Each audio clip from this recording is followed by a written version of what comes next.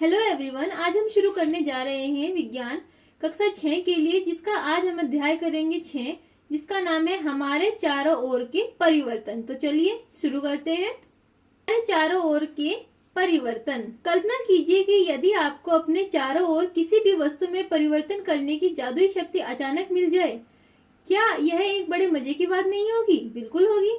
अगर हमें आसपास जादू करने के लिए कि हम किसी भी चीज को बदल सके, अपने अकॉर्डिंग चला सके, तो हम बिल्कुल मजे की तो बात है, हम कुछ भी कर सकते हैं। लेकिन वे कौन कौन सी वस्तुएं जिन्हें आप बदलना चाहेंगे, सोचने की बात है। जैसे कि किसी की नाक बढ़ा दी, किसी के बाल बढ़ा दिए, हवा में महल बना लिया, हम उड़ सकते हैं, राजा बन सकते हैं, या फिर कोई भी इस तरह के जादुई हमारे पास पेंसिल आ सकती है जिससे हम जो चाहे वे बना ले। लेकिन वास्तव में क्या है? क्या ऐसा हो सकता है? बिल्कुल नहीं होता।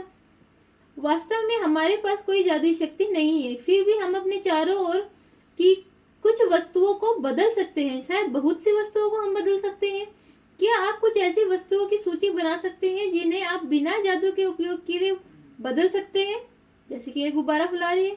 गुब्बारा वैसे छोटा होता है, लेकिन हम उसमें अगर फूंक मार के हवा भर देते हैं तो क्या है, वो बड़े आकार का बदल जाता है। तो इसके आकार में हमने परिवर्तन कर दिया बिना जादू के। हमारे चारों ओर बहुत से परिवर्तन आपने होते हुए देखे होंगे। खेतों में फसलें समय अनुसार बदलती रहती हैं, पत्तियां रंग बदलती है, सूखकर पेड़ों से गिर जाती है, फूल खिलते हैं फिर से मुरझा जाते हैं।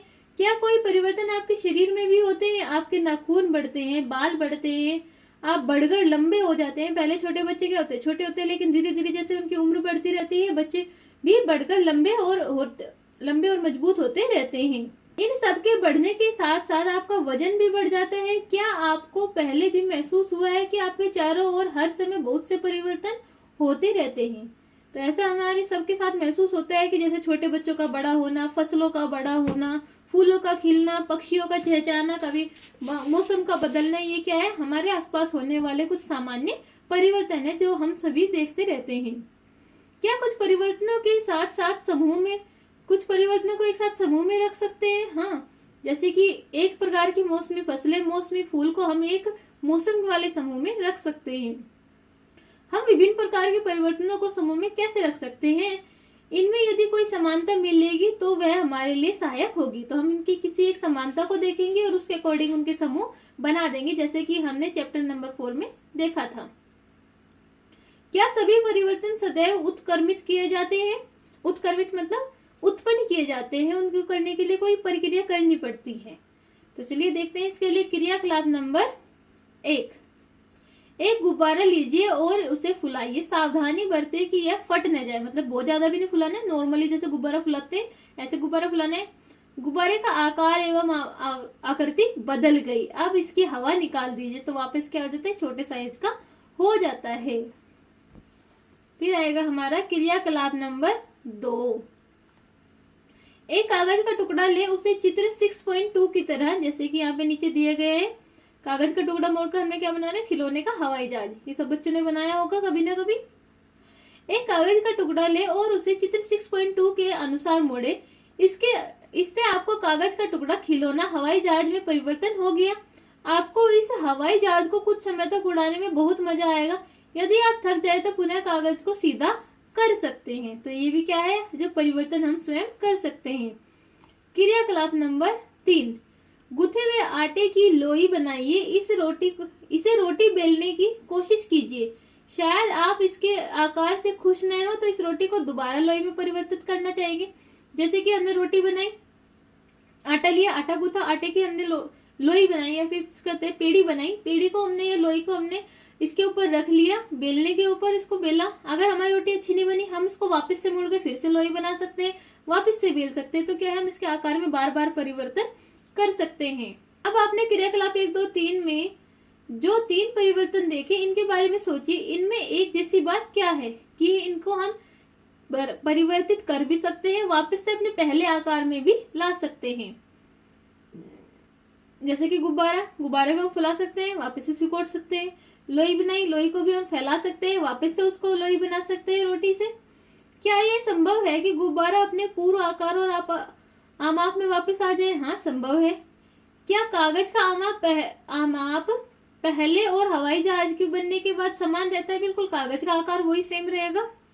क्या गुथे हुए आटे में पुनः लोई बनाना संभव है? हाँ, बन जाती है। क्या निष्कर्ष निकाला? इन तीनों क्रियाकलापों से संभव है कि जिस पदार्थ से यह क्रियाकलाप प्रारंभ किया गया था उस पदार्थ को वापस पाया जा सकता है। जैसे कि ये गुथे हुए आटे से पेड़ी बनाई गई थी, उससे फिर वापस हम गुथा हुआ आटा बना सकते हैं। यदि हाँ, तो इसका मतलब है कि जो परिवर्तन इन क्रियाकलापों में हो रहे हैं उन्हें पुनः पूर्व स्थिति में लाया जा सकता है। आइए इन क्रियाकलापों को कुछ अलग ढंग से करते हैं। क्रियाकलाप नंबर 4, उसी गुब्बारे को लीजिए जिसका क्रियाकलाप 1 में उपयोग किया गया था। इसको उसके पूरे आमाप में फुलाइए व मुख को पतले धागे से कसकर बांधिए। गुब्बारे में अपनी नुकीली पेंसिल से छेद कीजिए। ओह, फट गया गुब्बारा। तो हमें क्या करना है? गुब्बारे को इतना ज्यादा फुलाना है और उसके बाद उसको एक सुई के द्वारा या पेंसिल के द्वारा फोड़ देना है। तो उसमें परिवर्तन हो गया, लेकिन इस परिवर्तन को हम वापस नहीं कर सकते। अब गुब्बारा पहले जैसा नहीं रहेगा। इसी प्रकार क्रियाकलाप नंबर 5, अब वही कागज का टुकड़ा ले जिसे क्रियाकलाप नंबर 2 में हमने प्रयोग किया था। इसके ऊपर एक हवाई जहाज का रेखा चित्र बनाए और उसकी बाहरी रेखा के साथ साथ काटिए। तो इसमें हमने पहले क्या किया था? मोड़कर बनाया था। इसमें हमें कैंची की सहायता से बीच में से ऐसे हेलीकॉप्टर काट लेना है। तो इसको हम दोबारा वापस जोड़ नहीं सकते। अगर हमने पेपर को काट दिया तो वापस वो पेपर का टुकड़ा उसके अंदर नहीं जुड़ सकता। क्रियाकलाप नंबर 6, गुथे हुए आटे की लोई से रोटी बेलकर उसे तवे पर सेकिए।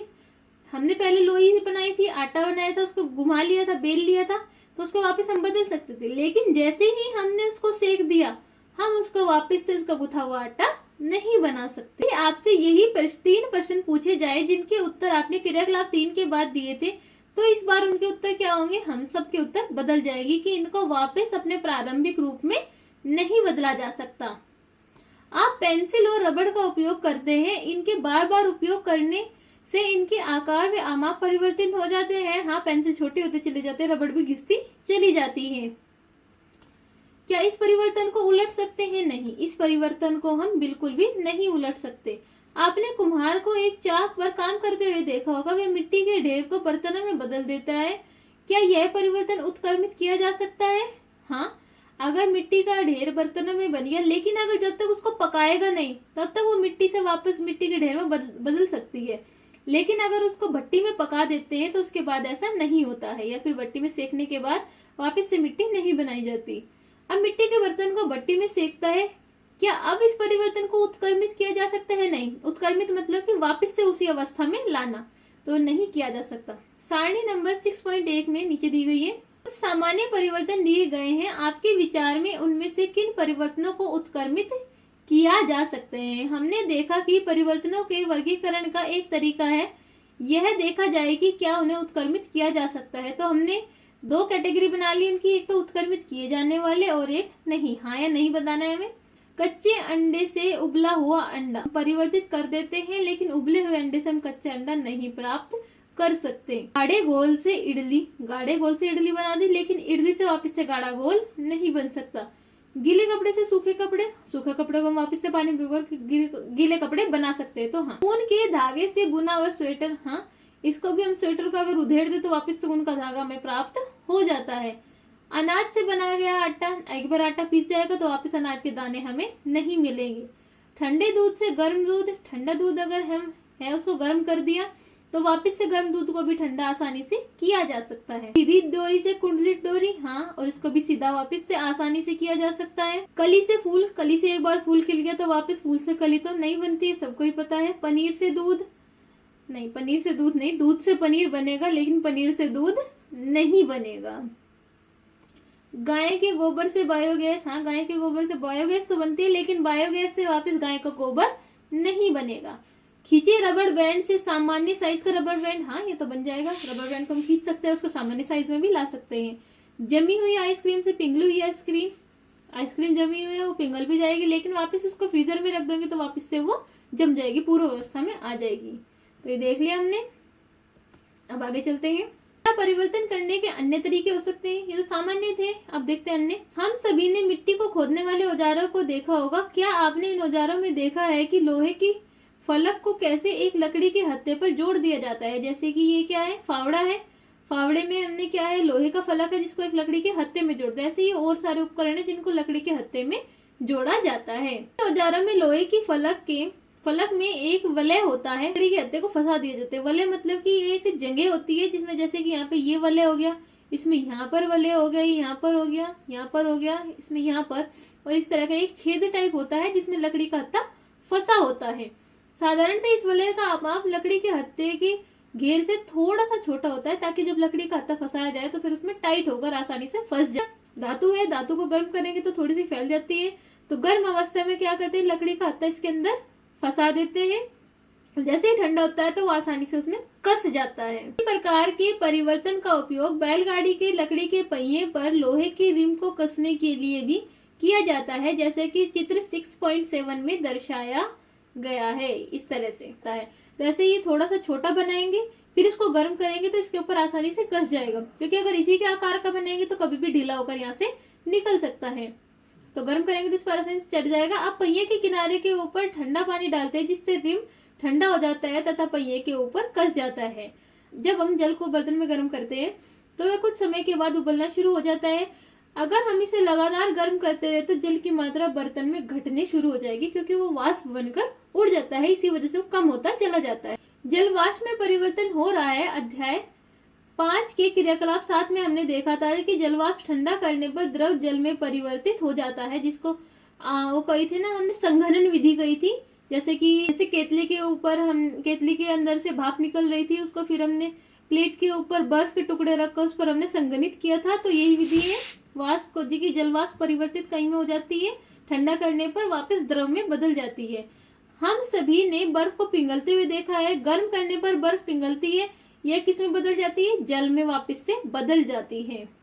आइए कुछ परिवर्तनों को देखें। हमने प्राय देखा है कि सड़क बनाने वाले सड़क की मरम्मत करने के लिए एक काले रंग की पदार्थ टार्ट को, जिसको तारकुल भी कहते हैं, को गर्म करते हैं। बुझो जानना चाहते हैं कि काले पदार्थ को गर्म करने पर हुआ परिवर्तन क्या उत्क्रमित किया जा सकता है। हाँ, जो काला पदार्थ है उसको गर्म करने पर वो पिघल जाता है और ठंडा करने पर वापस कड़ा हो जाता है, लेकिन अगर उसको वापस से हम गर्म करेंगे तो वापस से वो कड़ा हो पिघल जाता है। तो ये उत्क्रमणीय होता है। पहली जानना चाहती है कि क्या आपने कभी लोहार को औजार बनाते हुए देखा है। लोहे के टुकड़े को लोहार किसी प्रकार विभिन्न औजारों में परिवर्तित करता है। लोहे के टुकड़े को जब तक गर्म करते हैं तब तक वह लाल न हो जाए। गर्म करने पर लोहा क्या होता है, नरम हो जाता है, जिसकी वजह से उसको आसानी से पीटा या फिर ढाला जा सकता है किसी भी आकार में। क्रियाकलाप नंबर 7। तो हमें क्या करना है, मोमबत्ती जलानी है। मोमबत्ती को थोड़ी देर जलाकर छोड़ देना है, फिर थोड़े टाइम के बाद उसको में बुझा देना है। तो ये सबको पता है कि जैसे ही मोमबत्ती बुझती है तो थोड़ी देर तक जलती है तो उसका मोम पिघल जाता है और उसकी आकार थोड़ा सा छोटा हो जाता है। एक मोमबत्ती की लंबाई में परिवर्तन को उत्क्रमित किया जा सकता है, नहीं किया जा सकता। लंबाई घट गई तो घट गई, क्योंकि मोम खत्म हो जाता है। अब हम मोम बर्तन में ले तो गर्म करें तो इसमें क्या इस परिवर्तन को उत्क्रमित किया जा सकता है। हाँ, अगर मोम को हमने बर्तन में पिघाल लिया तो वापस से उसको उसी सांचे में भर देंगे तो वो वापस उसी आकार में आ सकता है। क्रियाकलाप 7 को धूपबत्ती से दोहराए जब तक कि पूरी तरह से जले। प्रतीक्षा करें धूपबत्ती में क्या परिवर्तन दिखाई देते। तो जब धूपबत्ती जलती है तो उसमें से कुछ खुशबू आती है, कुछ थोड़ा सा धुआं निकलता है, कुछ उसमें से हमारी राख निकलती है। तो हम जो गैस बनती है उनको देख नहीं सकते, लेकिन सूंघ सकते हैं, महसूस कर सकते हैं उसकी सुगंध को। क्या इस परिवर्तन को उत्क्रमित किया जा सकता है, नहीं किया जा सकता, क्योंकि हम धूपबत्ती की इतनी सारी चीजें बनी, हम धुएं को वापस से धूपबत्ती, राख को वापस से धूपबत्ती में नहीं बदल सकते। इसी प्रकार माचिस की तीली में क्या परिवर्तन हुए, जिसे मोमबत्ती जलाने के लिए उपयोग किया गया था वो भी जलकर राख हो जाती है, उसको भी हम परिवर्तित नहीं कर सकते। अभी तक हमने परिवर्तनों को नियत वस्तुओं या इनके पदार्थों पर देखा है। जब दो पदार्थ एक मिश्रण से के रूप में हो तब होने वाले परिवर्तन किस प्रकार के होंगे। अभी तक के जो भी हमने परिवर्तन देखे एक ही चीज के देखे, अगर हमें मिश्रण के रूप में तो उनके परिवर्तन किस तरह से होंगे। अध्याय 4 में हमने नमक को जल में घोला था। क्या आपके अनुसार उस समय जल या नमक में कोई परिवर्तन हुआ था। जल उड़कर चला गया था, उसको फिर संघनन के द्वारा अलग कर लिया था, नमक भी हमें वैसा का वैसा ही प्राप्त हो गया था। क्या इस परिवर्तन को उत्क्रमित करना संभव है। हाँ, कर लिया था हमने इसको उत्क्रमित। अध्याय 5 के क्रियाकलाप में हमने नमक के विलीन को गर्म करके नमक प्राप्त किया था। इस प्रकार क्या हम यह कह सकते हैं कि नमक को पानी में घोलते हुए परिवर्तन को उत्क्रमित किया जा सकता है। हाँ, किया जा सकता है। सहेली ने पूछा कि क्या आपने दही को जमते हुए देखा है। गुनगुने गर्म दूध में दही की थोड़ी सी मात्रा मिलाई जाती है। दूध को हिलाकर कुछ घंटों के लिए गर्म स्थान पर आराम से रख देते हैं। कुछ ही घंटों में दूध से दही में परिवर्तित हो जाता है। क्या इस परिवर्तन को उत्क्रमित किया जा सकता है? नहीं, इस परिवर्तन को उत्क्रमित या वापिस नहीं किया जा सकता, क्योंकि दूध से एक बार दही बन गई तो फिर वो दही से वापस दूध नहीं बनेगा। हमने देखा कि पदार्थों को गर्म करके या किसी अन्य पदार्थ के साथ मिश्रित करके उसमें कुछ परिवर्तन लाए जा सकते हैं। जैसे कि दूध के अंदर दही मिला कर उसका सारी की सारी दही में बन गई, तो मिश्रित करके हमने परिवर्तन ला दिए। हमने यह भी देखा कि कुछ परिवर्तन उत्क्रमित होते हैं। उत्क्रमित जैसे कि नमक का और पानी का विलयन बनाया, उसका नमक और पानी को वापस अलग कर सकते हैं, तो क्या है? उत्क्रमित है। फिर आपस में बदले जा सकते हैं। जबकि कुछ अन्य को उत्क्रमित नहीं किया जा सकता, जैसे कि दूध से दही में बनना। हमारे चारों ओर की वस्तुओं को परिवर्तित करने की बहुत सी अन्य विधियां भी हो सकती है। यह संभव है कि इनमें से कुछ को उत्क्रमित किया जा सके। इस प्रकार हमारे चारों ओर के परिवर्तनों को दो वर्गों में वर्गीकृत किया जा सकता है: परिवर्तन जिन्हें उत्क्रमित किया जा सके तथा परिवर्तन जिन्हें उत्क्रमित न किया जा सके। अपनी उच्च कक्षाओं में इन परिवर्तनों को करने की विधियों के बारे में तथा इनको वर्गीकृत करने के बारे में आप विस्तार से अध्ययन करेंगे। अभी इनके बारे में ज्यादा डिटेल में जाने की जरूरत नहीं है। प्रमुख शब्द परिवर्तन। पाठ के प्रमुख शब्द आ गए हैं। पाठ यहाँ पर हमारा समाप्त होता है। परिवर्तन क्या होता है? बदलाव। किसी भी चीज के आकार, आकृति, रंग, रूप में जो बदलाव आते हैं उसको परिवर्तन कहते हैं। जैसे कि गुब्बारे का फूलना, उसका वापस से सिकुड़ना, रोटी बनना, जैसे आटे गुथे हुए आटे को हमने बेल दिया, रोटी बन गई, फिर उसको सेक दिया, तो सारे के सारे क्या है? परिवर्तन है। हमारे नाखून बढ़ना, बाल बढ़ना, सब परिवर्तन है। संकुचन होता है किसी भी चीज का सिकुड़ना। जैसे फूले गुब्बारे की हम हवा निकाल देते तो वापस से छोटा आकार हो जाता है, उसको क्या कहते हैं? संकुचन। वाष्पन, जल का भाप में बनकर उड़ना, वाष्पन कहलाता है। प्रसार, किसी भी चीज का गर्म होकर फैलना या बिना गर्म हुए फैलाव को हम प्रसार कहते हैं। गलन मतलब कि पिघलना, हमारा गलन कहलाता है। पाठ का सारांश: कुछ परिवर्तनों को उत्क्रमित किया जा सकता है तथा कुछ को नहीं। पदार्थों को गर्म करके या किसी अन्य पदार्थ के साथ मिश्रित करके उसमें परिवर्तन लाए जा सकते हैं। अब आ गया हमारा अभ्यास के प्रश्न। जब आप जलमग्न इलाके में घूमते हैं तो आपकी पोशाक को मोड़कर उसकी लंबाई कम कर लेते हैं। इस परिवर्तन को उत्क्रमित किया जा सकता है। हाँ, अगर हमने अपने कपड़ों को या पोशाक को मोड़कर ऊपर कर लिया तो वापस से छोड़ देंगे तो सीधे हो जाएंगे, तो इस परिवर्तन को हम उत्क्रमित कर सकते हैं। अकस्मात आपका प्रिय खिलौना गिरकर टूट जाए, क्या आप कभी इस परिवर्तन को नहीं चाहते थे, तो क्या इसको परिवर्तन को उत्क्रमित कर सकते हैं? नहीं। अगर कोई खिलौना टूट गया तो वापस से हम उसको नहीं जोड़ सकते। नीचे दी गई सारणी में कुछ परिवर्तन दिए गए हैं। प्रत्येक परिवर्तन के सामने रिक्त स्थान में लिखे गए परिवर्तन उत्क्रमित किया जा सकता है अथवा नहीं, हमें छांटना है। लकड़ी के टुकड़े का चीरना, अगर लकड़ी का टुकड़ा चीर दे तो वापस से उसका लकड़ी का बड़ा टुकड़ा नहीं बन सकता।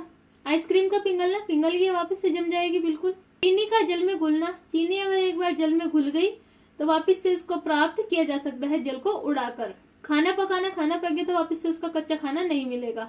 आम पक गया तो कच्चा आम भी नहीं बनेगा। दूध से घी में जमना, तो इसको भी उत्क्रमित नहीं किया जाता। चित्रकारी करने पर ड्राइंग शीट में परिवर्तन हो जाता है, क्या इस परिवर्तन को उत्क्रमित कर सकते हैं? अगर हमने कच्ची पेंसिल से ड्राइंग शीट में बनाया है कुछ, तो उसको इरेजर से हम या रबड़ से हम उसको मिटा सकते हैं। लेकिन अगर चित्रकारी हमने रंगों से की है तो उसको हम परिवर्तित नहीं कर सकते, उसको उत्क्रमित भी नहीं कर सकते। उदाहरण देकर उत्क्रमित किए जाने वाले तथा उत्क्रमित न किए जाने वाले परिवर्तन में अंतर स्पष्ट कीजिए। तो ये हमने पहले ही काफी पढ़ लिया है। उत्क्रमित किए जाने वाले जिनको हम वापस से प्रारंभिक अवस्था में या बिल्कुल अपनी जो शुरुआत की अवस्था थी उसमें ला सकते हैं, तो वो उत्क्रमित किए जाने वाले हैं। और जिन परिवर्तनों में हम शुरुआत वाली अवस्था या प्रारंभिक अवस्था में नहीं ला सकते, वे अनुत्क्रमित होते हैं या उत्क्रमित न किए जाने वाले परिवर्तन होते हैं। उत्क्रमित वाले अनुत्क्रमित वाले एग्जाम्पल हम यहाँ से ले सकते हैं, जैसे लकड़ी का टुकड़े का चीरना, ये उत्क्रमित नहीं किया जाने वाला है। आइसक्रीम का पिघलना उत्क्रमित किया जाने वाला। टूटी हुई हड्डी पर बंधी हुई पट्टी के रूप में प्लास्टर ऑफ पेरिस की एक मोटी परत चढ़ाई जाती है। सूखने पर यह कठोर हो जाती है, इससे टूटी हड्डी हिलती नहीं। क्या पीओपी में हुए परिवर्तन को उत्क्रमित कर सकते हैं? नहीं। पीओपी एक बार बन गई तो फिर इसको हम, वो कड़ी हो जाती है, उसको वापस पानी मिलाकर हम पिघला नहीं सकते या घोल नहीं सकते। रात्रि में एक सीमेंट की बोरी जो खुले मैदान में रखी हुई थी वर्षा के कारण भीग जाती है, अगले दिन तेज धूप निकलती है, सीमेंट में जो परिवर्तन हो गया उसको उत्क्रमित कर सकते नहीं। अगर एक बार सीमेंट जम जाता है, उसमें रासायनिक अभिक्रिया हो जाती है, तो फिर वो वापस से सूखा या पाउडर के रूप में सीमेंट प्राप्त नहीं हो सकता। पार्ट नंबर 6 हमारे चारों ओर के परिवर्तन यहाँ पर समाप्त होता है। वीडियो पसंद आई है तो लाइक करें, शेयर, सब्सक्राइब करना न भूलिए। धन्यवाद।